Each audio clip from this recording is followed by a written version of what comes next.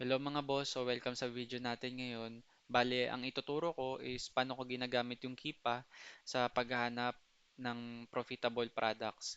So, ang Kipa is hindi lang siya isang tools para pang-analyze ng data, ng benta, ng buybacks. Isa rin to magandang way para makahanap tayo ng mga products para sa client natin. So, punta na tayo doon. Ang gagawin mo lang is punta ka dito sa Pro. And then, click mo tong product finder, eto man, or ayan, kahit saan dyan. Tapos, mapupunta ka na dito. Yan. So, eto na yung mga filter na gagamitin mo para sa mga product na gusto natin. So, kung ano yung filter or criteria ng client mo, yan yung ilagay mo. So, diretso na. Yung iba nilalagay ng sales rank, pwede rin yan. Pero ako dinediretso ko na dito sa buy box. Ito yung price na gusto kong makuha or yun yung gusto ng client ko, at least 60 pataas yung price. Tapos nagbabase kami sa 30 or 90 days na buybox price. Pag dito kay sa current, ayaw ng client kasi hindi yan stable. So, yan, magbe-base nga sa criteria ng client mo. Kung ano yung criteria ng client mo, yan yung ilagay mo. And then, eto, translate ko pala siya sa English. Yan, kasi naka ibang language siya. So, Amazon, kiniklik ko siya out of stock. Kasi ang isosource natin ngayon is mga product na wala si Amazon. May time din na chine-check ko yan. Tapos, nilalagyan ko lang ng percentage para nandun man si Amazon pero hindi niya na-dominate yung listing or yung product. So, for now, lagay natin out of stock para yung mga lalabas na product is yun, wala si Amazon. Tapos, punta ka na dito sa may, scroll down mo na sa category. Lalagay mo kung ano yung category na iso-source mo. So, sabihin natin, punta tayo sa toys.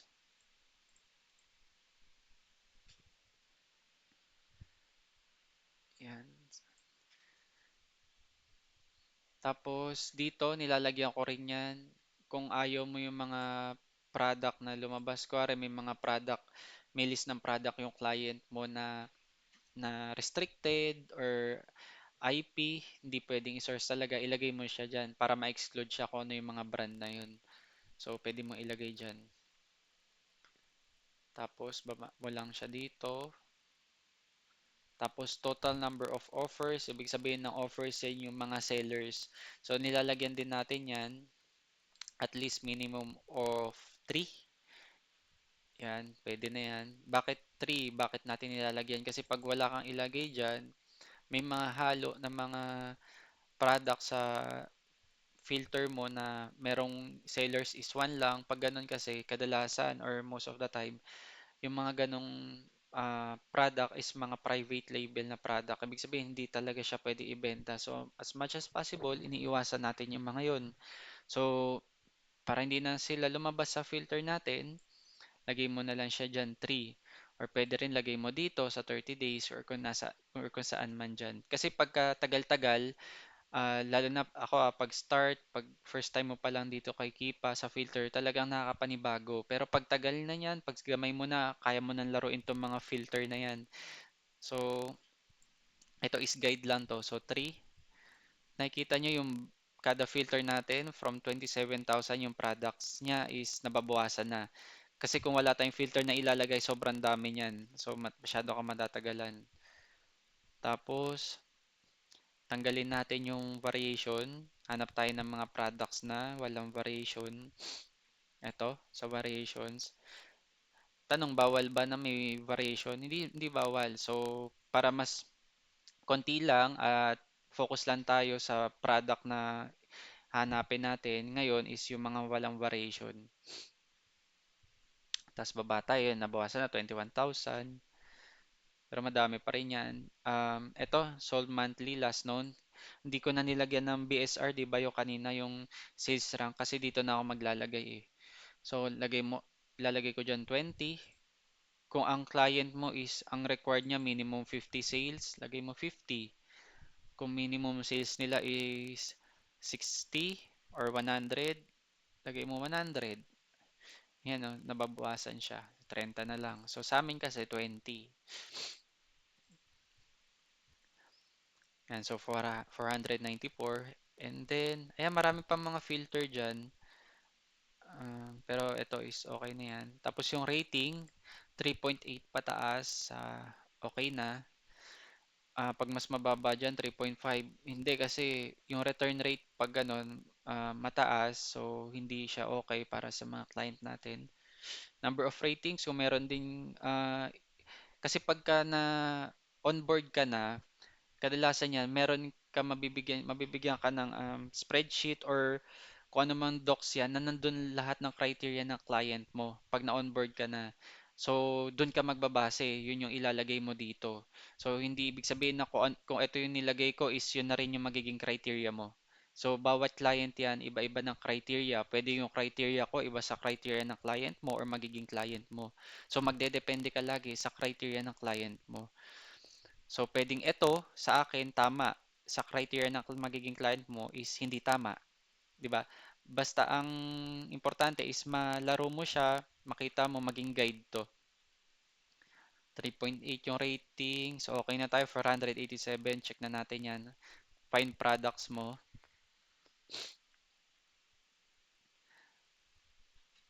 Yan, may naligaw pa na Apple. So, since naka 100 yan, and 5 page yan, para isahan page na lang, ibig sabihin din natin lipat. Click mo dito. So, 500. Tapos pagka may Kipa ka na, itong Kipa is ang price nito $19. Alam ko mga ganun. So, ko-convert natin sa peso, mga nasa 1.2, 1.1, mga ganun. Pag may Kipa ka na, may access ka na sa Kipa, binigay man ng client mo, or ikaw, bago ka pa lang, gusto mo talaga matuto, I suggest, bukod kung may budget ka talaga, mag-enroll ka sa mga course. Basta hanapin, search mo lang, maraming mga course dyan na legit. Basta ingat ka lang din. And kung ayaw mo talaga, isa rin sa magandang way is mag-invest ka, mag-subscribe ka dito sa Kipa, mga 1,200 nga, sabi ko kanina, monthly na yon.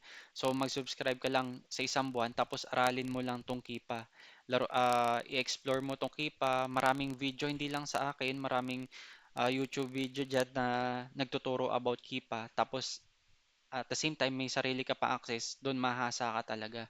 Kasi napaka-importante, ako nung nag-start ako, ito yung hinasa ko talaga, yung Kipa. And if marunong ka magbasa ng Kipa, mapapakita mo sa client mo kung paano mo siya ginagamit, malaking bagay yon para ma-hire ka. So after may Kipa na, install ka rin ng extension nito, yung Kipa extension, para pagka tulad niyan, hinover mo, lalo na pag na kay Amazon ka na, yan, lumalabas agad yung mga um, ganyan na graph. So isa-isay natin, mag-start na tayo. So check natin, ba't may Amazon pa rin? Check natin na balik tayo sa advanced filter. In-out of stock ko na si Amazon. Yeah, in-out of stock ko na si Amazon pero nandun pa rin. So kaya nga kahit etong mga tools na yan, hindi siya 100% talaga. Kaya kahit may finilter mo na, isa-isayin pa rin natin yan. So, yan, nakikita nyo yung mga graph. Isa sa pinakakailangan nyo matutunan is pagbabasa ng graph. Kasi pag alam nyo na, marunong na kayo, mabilis nyo nang basahin yung graph, mas mapapabilis yung paghanap nyo ng product. So, hanap na tayo. Actual to na paghanap na ng product. So, eto, open new tab. Sana may makita tayo. Tapos, open mo to, Amazon. Tapos, i-on ko yung ano ko, yung VPN ko para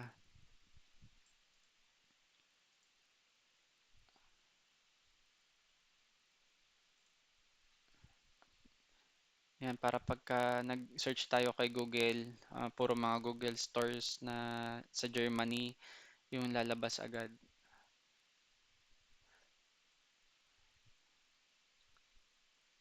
Yan, so ito pala, pag may nakita kayong ganyan, sa taas 50 plus bot in past month, tapos meron din sa baba, ito, ayan, naka-German lang kasi yan. ibig sabihin yung data na yan galing kay Amazon. Ibig sabihin, kahit di nyo na kailangan tumingin kay Kipa o sa amang mga tools dyan.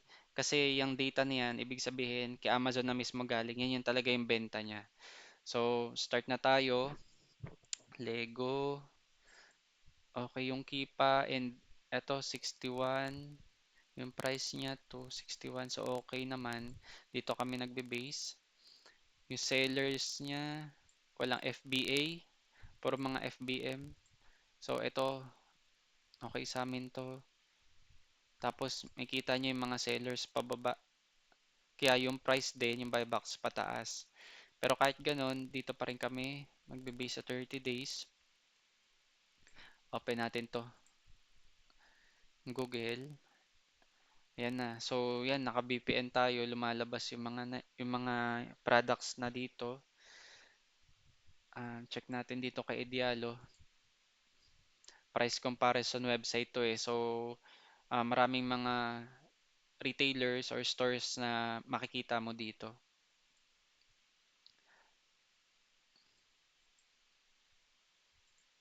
Open new tab. Pagka open mo kay Diallo, nandiyan na yung mga iba-ibang sellers. Available immediately. So, eBay, hindi pwede sa amin. Ito, hindi rin kay Amazon yung hinanap natin kasi hindi naman flip yung hinanap natin. Check natin to 59, tapos 61. So, ang layo. So, wala. Kasi kung ilagay nyo yung 59, di ba? Hmm. Sobrang negative na siya. Kailangan at least 36 yung makita natin. So, meron din tayo dito Octorio na tools. Click natin sa kung ano yung marketplace nyo. 49 din to. Hindi rin. Kahit lagay mo siya dyan. Di ba kasi kailangan 36. Click din natin tong Coopert. Etong Coopert naman, i-download nyo rin yung extensions na yan. Etong Coopert. Tapos meron pa yung mga honey. Kasi yung mga yan, bukod sa price comparison na ibibigay niya ng mga stores, nagbibigay din yan ng mga coupons, discounts na makakatulong din para makasave or makakuha tayo ng mga profitable deals. So, 49 yung pinaka mababa, 32, wala. So, next na tayo. Ito, check natin. Hindi. Bakit may toys lang inanap natin? Open natin to. Saan natin yan? Kaya ako ni-new tab kasi pagka hindi mo siya new tab, pag linik mo, mamaya pakita ko sa inyo.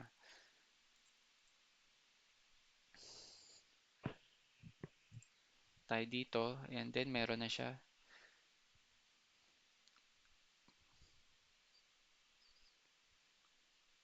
Close na nga natin yung VPN, bumabagal yung ano. Bumabagal siya.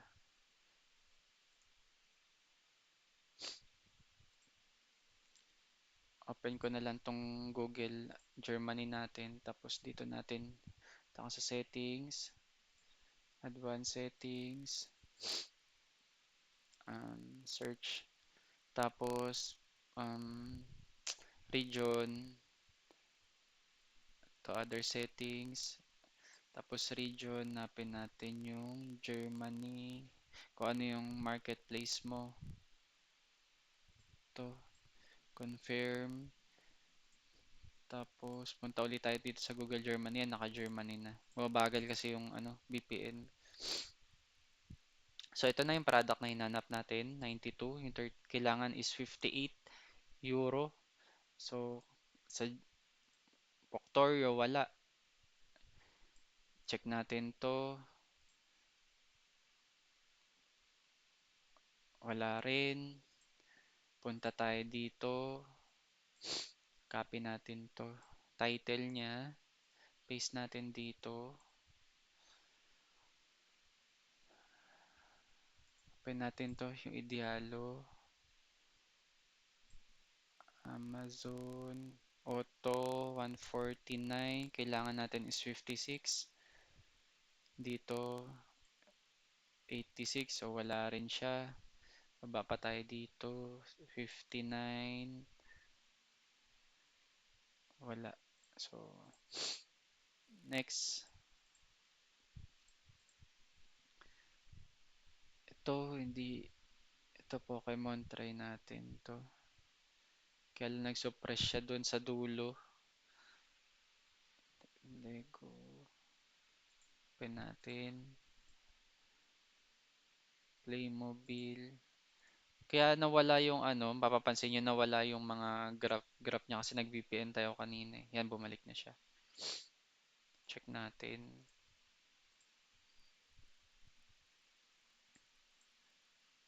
To, to open natin.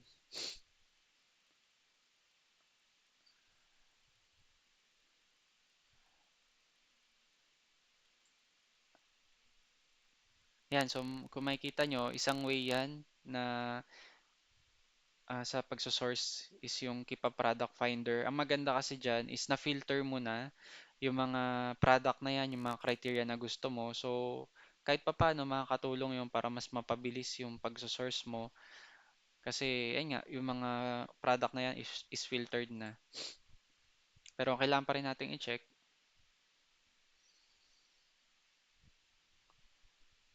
Yan, so bumagal na siya kasi VPN.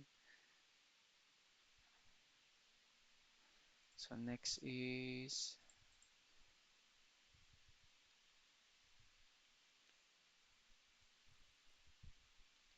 check natin to.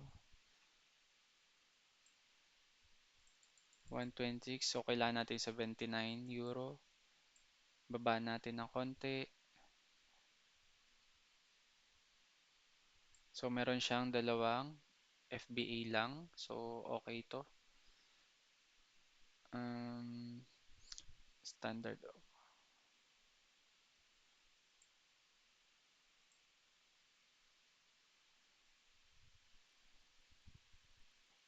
So, yan, okay to. Check natin kay Octorio.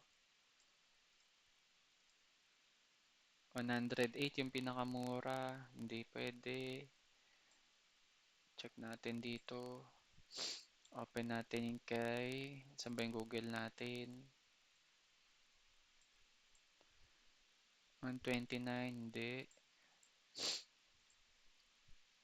Copy natin ulit to. Refresh ko lang. Copy mo to, yung title. Yung main title niya lang. Tapos, paste natin dyan. Enter. Ayan, so, check natin to media market.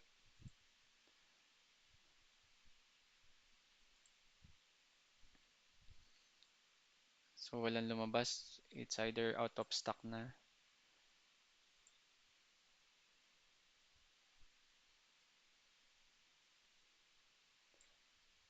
Ito, 114 siya, pero check din natin.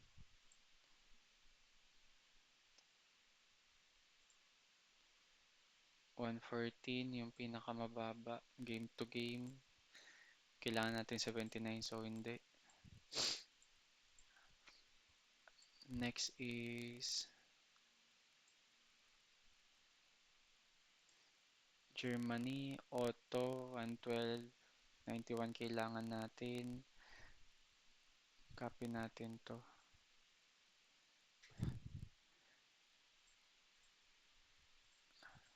Ayan. Ito open natin. Geisals. Ito. 129 hindi. eBay. Pinababa 139. Ang kailangan natin is 91. So, hindi. So, ayan. So, next tayo. May Amazon pa rin pero check natin.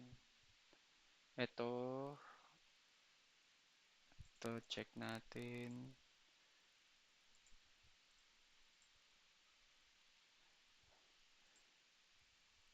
hindi pwede kasi ayun no, puro si Amazon na lang.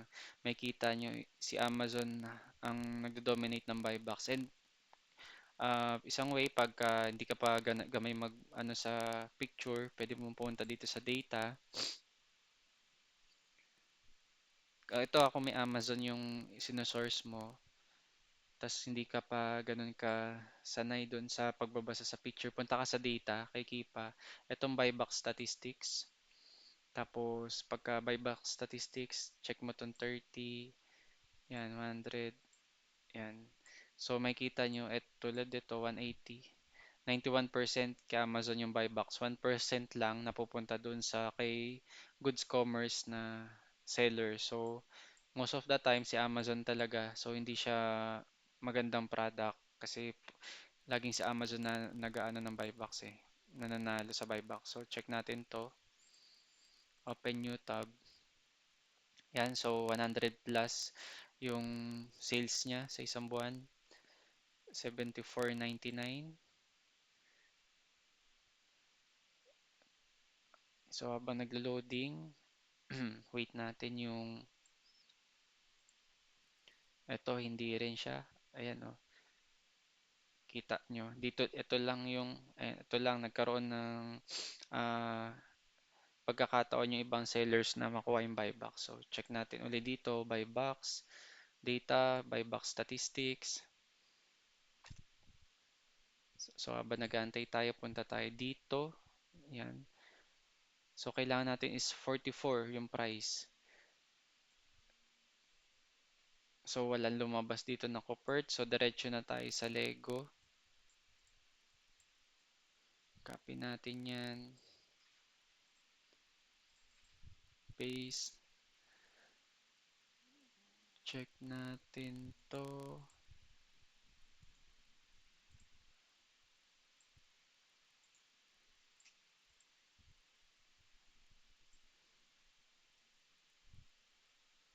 So hindi siya store.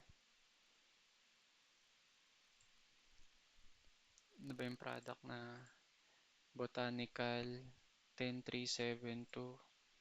Wala. So wala siya. Ito. Ano ba to? Hibiscus. Ito siya. Ito. 79 yung price. So hindi rin pasok 46 eh.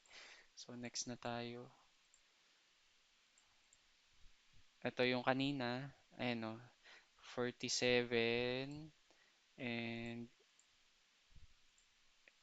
ano, 1% lang napupunta sa ibang sellers which is yung kanina. Most of the time talaga si Amazon o nung sa loob ng 365 days, 86% kay Amazon tas tiga 1% lang itong mga other sellers na yan. Ito 365. Ayan. So ito siya oh. Ayan, puro si Amazon. Ito lang 1% yan oh. So hindi siya maganda kasi laging kay Amazon yung nakukuha yung ano, buy box. So hanap pa tayo. Mina-filter yata tayo mga electronics. So last na lang.